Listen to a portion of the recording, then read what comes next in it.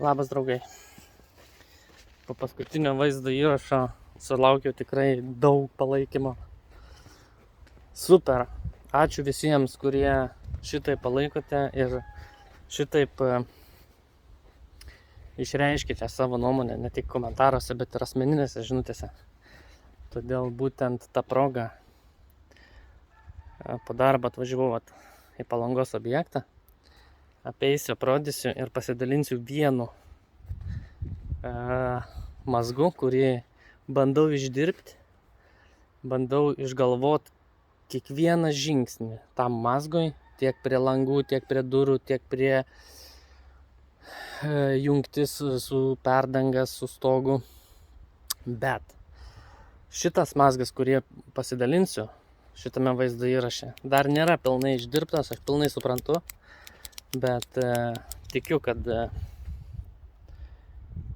įdėjęs daug darbo prie galvojimo ir pritaikius objekte, kurį ir pritaikysiu būtent šitame objekte, nes darysiu vieną pertvarinę sieną, aš būtent šitaip ir norėčiau labiau tą mazgą pritaikyti perdangai, nes tas mazgas sprendžia klausimą, garso izoliacinį klausimą. Ir ne tik perdangai. Šiaip norėčiau pastatyti tokį karkasinį namą ir aš tikiu, kad ateityje statysiu būtent taip karkasinius namus. Bus gerai. Einam apseikim ir pabandysiu papaišyti jums tą mazgą ir komentaruose lauksiu jūsų nuomonės, kaip jums toks mazgas ir kaip galvojat, ar spręs daug klausimų statybos, ar visgi neverta laužyti man galvos ir išdirbti tą mazgą. Bet aš tikiu, kad aš nepasiduosiu, aš galvosiu ir aš tą mazgą tikrai išdirbsiu taip, kad būtent taip statysim karkasinius namus ateityje. Gerai, važiuojam. Turim grindinį polisterolį, stogo čerpės, visas komplektas. Turim vatą, čia vatą. Šiaip turim visą vatą šiam objektui, pradedant nuo sienų, baigiant lubomis ir visais kitais izoliacinėmis medžiagomis.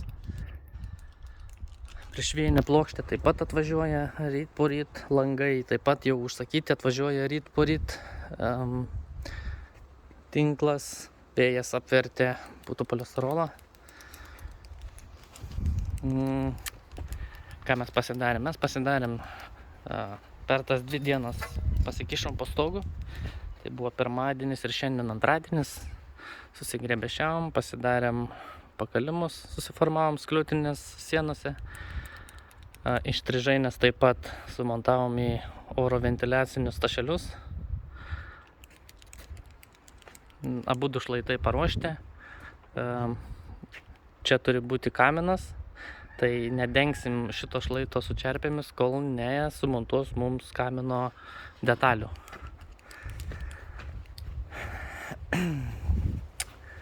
Kas iš stogo konstruktyvo? Jau tikriausiai esat matę prieš tai vaizdo įrašą, tai viskas pasidarė taip, kaip planavau. Kolona, ant kolonos nešantysis klijuotas iš 3.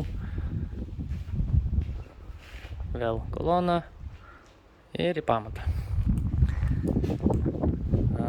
Taip pat ir čia išorinė siena, taip pat irgi kolona ir nešantysis balkis. Atstumai tikrai nėra dideli, svorį tikrai išneš, išlaikys. Galbūt tikriausiai atsiras daug jūsų, kad aš perdėtai dedu daug medžiagų, daug darbo į visą konstruktyvą. Bet man patinka padaryti taip, kad ateityje namas stovėtų ne tik užsakovams, bet ir užsakovų vaikams, vaikų vaikams ir bent nežinia, kiek laikas duos ir kokios audros mūsų aplankys, bet bent žinosiu, kad įdėjau visą Sudėjau į objektą viską, kas geriausia. Tai va, nieko naujo dar neturim.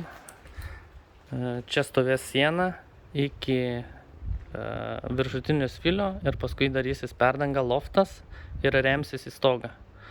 Iš kambario palipti į loftą, bus sėdima dalis, bus 2 kambariai, vienas kambarys čia, bet vienas kambarys bus su loftu tokio. Labai gražiai architektė papaišusi ir būtent šitą sieną, kuris skirs šitos 2 kambarius, darysiu tokiu būdu.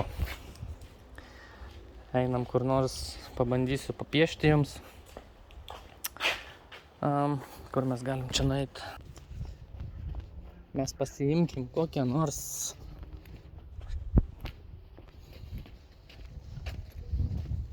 kad ir šitą pagalį. Ir pasidalinsiu dabar vienu mazgu su jumis. Nežinau, kaip man pavyks laikyti ir piešti. Banksiu.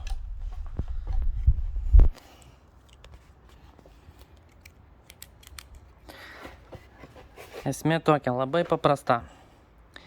Apatinis gulekšnis, labai sunku piešti per kamerą.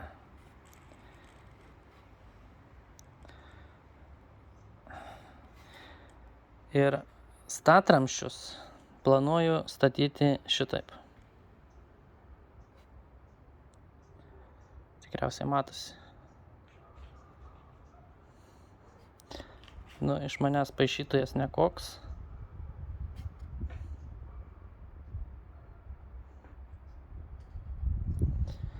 Tarp šito statramsčio centro ir šito bus 60. Tarp šito statramsčio centro ir šito bus 60. Ir kokia pagrindinė mintis šito mazgo, tai kad sumontavus 2 kartono plokštę iš vienos pusės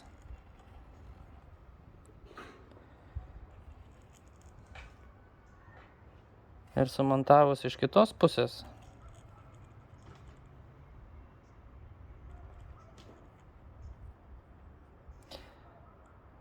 čia bus užpildyta vata.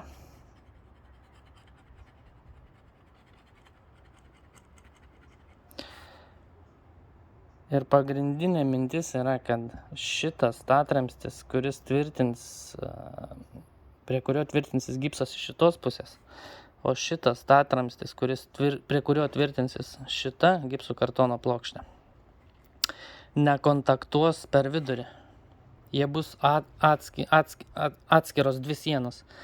Ir jeigu garsas ar trenksit į sieną, ar vibracija bele kokia, tai šitoj pusėj turėtų nekontaktuoti, sulaikyti garsą izoliaciją 3, 4 geriau nei paprastų standartinių būdų darant statramsčius iš vieno.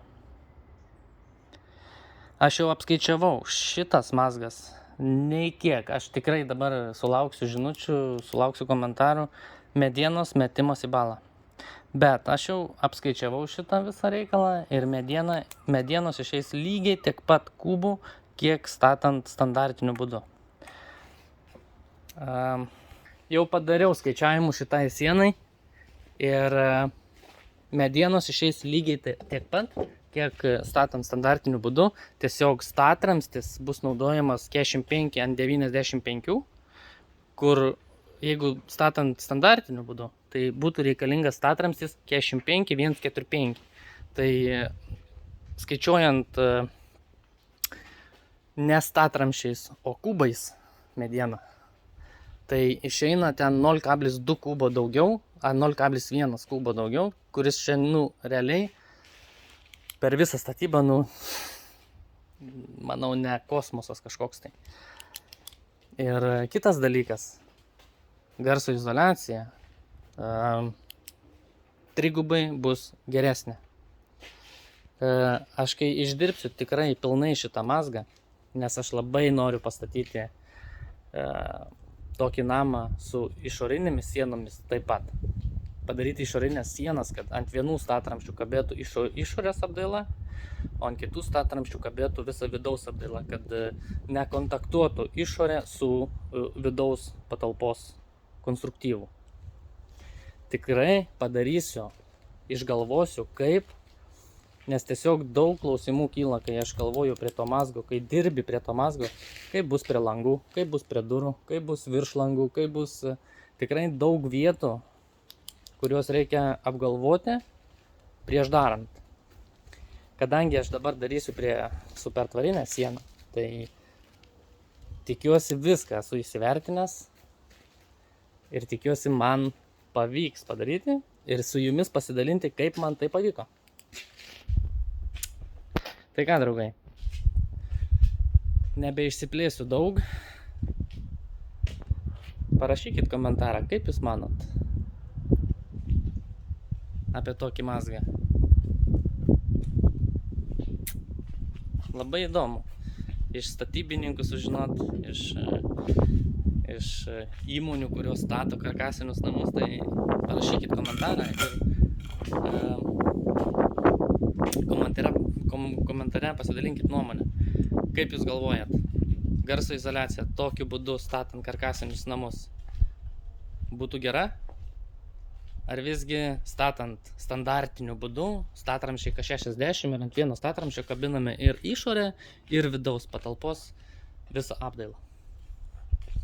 Tai ką, draugai, ačiū, kad palaikote, ačiū, kad esate kartu ir nepamirštame paspausti nykštukus į viršų, nes tokių mazgų tikrai ne vienas pas mane dar yra, kurį pasidalinsiu. Ir tikrai bus įdomu. Bus įdomu statyboje, kas yra svarbiausia, kad man patinka. Visi šitie naktiniai nemiegojimai prie tušinuko, balto popieriaus lapo ir bandyti išgalvoti tai, kas pagerintų karkasinių namų statyboje. Tai ką, draugai, visiems gero rytojaus trečiadienio ir iki pasimatymo kitose vaizdo įrašuose. Pasidalinam, paspaudžiam laiką ir pasekite mūsų puslapį, jei norite matyti daugiau tokių vaizdo įrašų. Iki, draugai.